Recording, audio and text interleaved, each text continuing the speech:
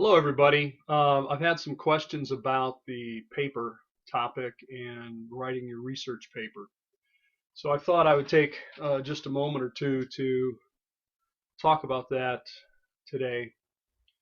You should be able to see up on the screen now is part of the syllabus that's posted on the course site under the button labeled syllabus. And you can see down there the paper outline and bibliography that you're supposed to be working on this week. I've had one or two emails about it is all, but somebody wrote in and said they were unclear as to what the topic could be.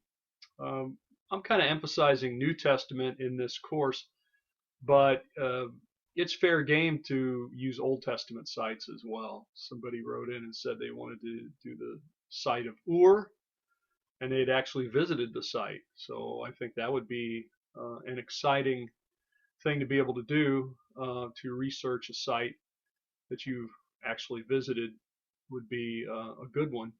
The main thing to keep in mind is finding a site that is related to the Bible, and that should not be hard because there are hundreds, certainly you could choose from.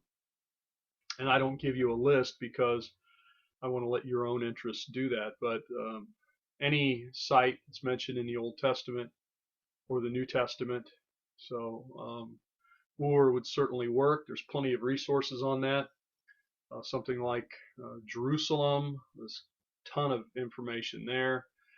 Would be both old or new. But what I would ask you to do if you pick a site that could be both old or new is that you pick one or the other, because I think it'd just simply be too much information to try to do both.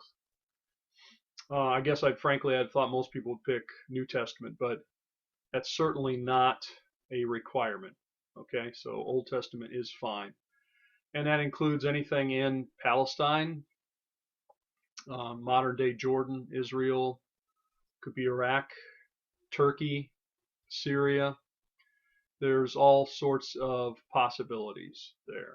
Okay, so if you take a look on here, you can see what I want is an outline, basically something that's going to show that you're actually thinking about it and not just, oh, I'm going to write about Ur.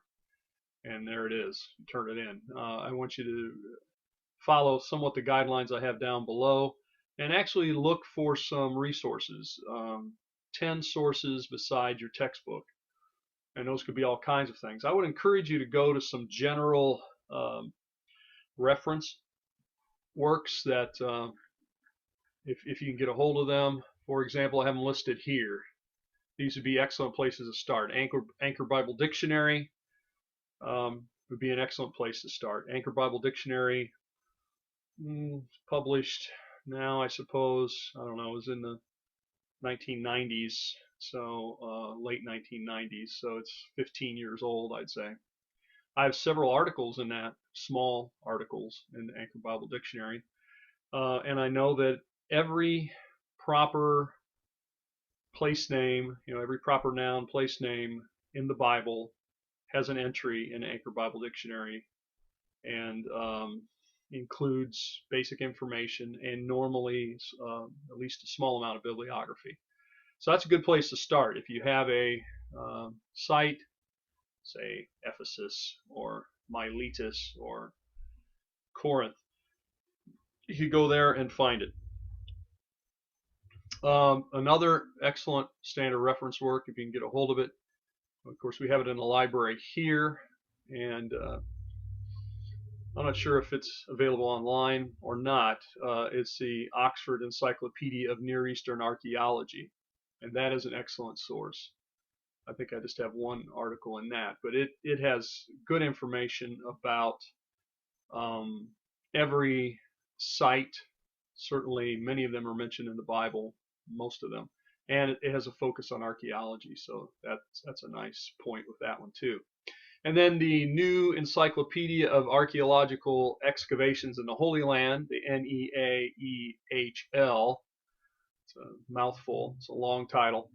But that one is another standard reference, and that's definitely focused on the site, the archaeology, and so forth. Again, all three of these available in our library here on campus. Um, you'd have to check in your area if those are available. But I would really point you to those because I think they would save you a lot of groundwork, that sort of thing. I mentioned some important journals up here as well. There are others, but these are good places to start. Artifacts. Artifacts is published by the Near East Archaeological Society, which I'm a trustee, member of that for a long time. The annual Department of Antiquities of Jordan, or ADAJ, focuses particularly, as you would guess, on Jordan and the archaeology there. Archaeology and Biblical Research, ABR. This is a very conservative magazine journal that you might find of interest, published by some group out of Pennsylvania. Biblical Archaeology Review. I would imagine you might, out of any of these, you would probably know this one because it's the most popular and long-running magazine type thing, but it has a lot of good information in it. The Biblical Archaeologist, which is now called the Near Eastern Archaeology, NEA, and BA. This is published by the American Schools of Oriental Research. I'm a member of ASOR, American Schools of Oriental Research. I'm the president of the Southeastern Regional of ASOR. So I know that organization well. And this journal is on the popular level. There's a lot of good stuff in it. The Biblical Illustrator. This is actually published by the Southern Baptist Association. It goes right along with Sunday School, the International Sunday School material. So if you happen to use that, even if you don't, it has a lot of good stuff that connects the Bible with the text. So for example, this new quarter of Sunday School material started this Sunday, and it's on, I believe, Isaiah. So I haven't looked at the Biblical Illustrator yet for this quarter, but undoubtedly it's going to have some things on Isaiah and the prophets there, and it would be about artifacts, archaeology, things like that. So if you're not aware of this one, you might want to take a look at it. Bible and Spade, very conservative approach, but it has a lot of stuff that connects it. The Bulletin of the American School of Oriental Research is in fact a more academic side to the one up here, BA, Biblical Archaeologist or Near Eastern Archaeology. So this one has more archaeological reports. Israel Exploration Journal, again a little more scholarly, as the Palestine Exploration Quarterly, PEQ, published in England, London, and the Near East Archaeological Society Bulletin, NEASB. So those would be very good sources for you to get started and to take a look at. So then I give you a guideline here about the itself. It's to be, as it says here, no less than 20 pages and no more than 25. And that is excluding bibliography, pictures, graphs, tables, maps. Those would be great to include, but they don't count for your text. So I would encourage you and ask you to put those at the end as an appendix. So you might call it Appendix 1 Map or Map 1 or something like that. You can refer to it in your paper with a little footnote that says See Map 1, something like that, or See Illustration 1 or whatever. That way I know you're giving me 20 pages of text, and I would like you to use footnotes. Footnotes are easy to use these days. You simply, if you're using Word, you just go up to Insert, and you can insert a footnote. Footnotes are really helpful for research, for anybody who wants to check your work. So you want to think of the audience of this would be more than just me, hopefully. But at any rate, I prefer the footnotes, so please use those. And the Chicago Manual of Style, which is also called Turabian. And you could Google search Turabian or Chicago Manual of Style, and you'll find all kinds of information about the form of the paper and how to do the footnotes and the bibliography and all that sort of thing is there. Turabian was in fact a woman, Kate Turabian, worked for the University of Chicago for many years, looking over all of the theses and dissertations. And she ended up writing a briefer guide to the Chicago Manual Style, became known as Turabian Manual or Turabian Guide. And so sometimes people call it Turabian, some people call it Chicago Manual Style. It's the same thing, really. So either one would work. This should be in 10 or 12 point font. I prefer you use just Times New Roman, which is pretty standard font, instead of using very strange fonts and changing your size of your fonts and that sort of thing. Let's just keep it standard. Most things, default to something that's 12 points, I think, and let's just use Times New Roman. 1-inch margins all the way around, footnotes at the bottom. And I want this to be original paper. That is, I don't want you to reuse a paper from some other course or combine this with some other course that you are taking currently or whatever. Just want you to do this. And probably given the nature of it, you may not have ever done a paper quite like this. I don't know. But at any rate, it should be on an archaeological site and follow the guidelines that I have there listed below.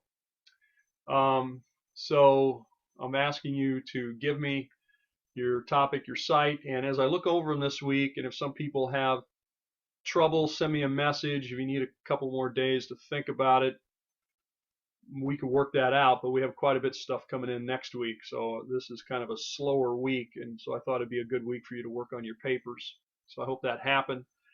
At any rate, a general description of the site, where is it, that sort of thing. Where is it located? What's its geographical setting, historical setting? Who has excavated it? When did they excavate it? Is it an American team? Is it British? Is it Germans? And then what kind of things have they found? What's the chronology? What do they date the buildings, the gates, the walls, whatever it is they have? What period are they dated to? We're looking at the stratigraphy of it. The description of the most important building in its context, and that'll probably emerge. It'll be different for each site. There might be some you might say, well, I don't know if it's this one or the next. You can let me know about that, or perhaps choose the one you think is the most important. But I think you'll find that usually most excavations end up with a building or a feature. Maybe it's a gate, maybe it's a palace, maybe it's a temple that gets the most attention.